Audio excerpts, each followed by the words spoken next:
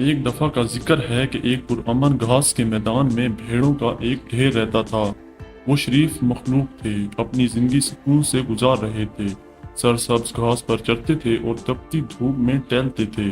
انہیں کبھی کسی نقصان یا خطرے کا علم نہیں تھا، یہاں تک کہ ایک دن ایک بھیڑیا گھاس کے میدان میں آ گیا۔ بھیڑیا ہوشیار تھا اور جانتا تھا کہ بھیڑیں اس پر کبھی شک نہیں کریں گی اگر وہ اپنے آپ کو ان میں سے ایک کا بھیس بنائے۔ چنانچہ اس نے بھیڑ کی کھال پہنی اور ریوڑ کے ساتھ گھل مل گیا۔ بھیڑوں نے کھلے بازوں سے اس کا استقبال کیا، کسی چیز پر شک نہیں کیا۔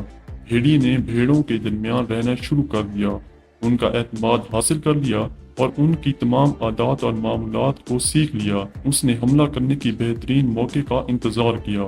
ایک دن جب بھیڑیں بکھری ہوئی تھی، گھاس کا میدان کے دور دراز کناروں پر چل رہی تھی، تو بھیڑیے نے اپنی اصلیت ظاہر کی اور بے شک بھیڑوں پر جھپٹا، ایک ایک کر کے انہیں کھا گیا۔ بھیڑیں حیران اور گھبرا گئیں، ایسی خیانت اور خیانت وہ کبھی نہیں جانتے تھے۔ انہوں نے محسوس کیا کہ انہوں نے بھیڑیے کو اپنے درمیان میں خوش آمدید کہا ہے۔ انہیں یہ شک نہیں تھا کہ وہ بھیس میں ایک شکاری ہے۔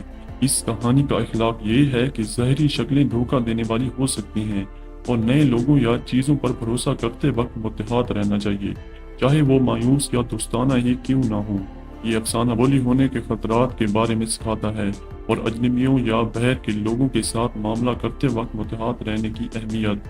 یہ ہمیں یہ بھی یاد دلاتا ہے کہ بعض اوقات لوگ یا چیزیں وہ نہیں ہوتی جو وہ نظر آتی ہیں، اور اس امکان سے آگاہ ہونا اور چوکنا رہنا ضروری ہے۔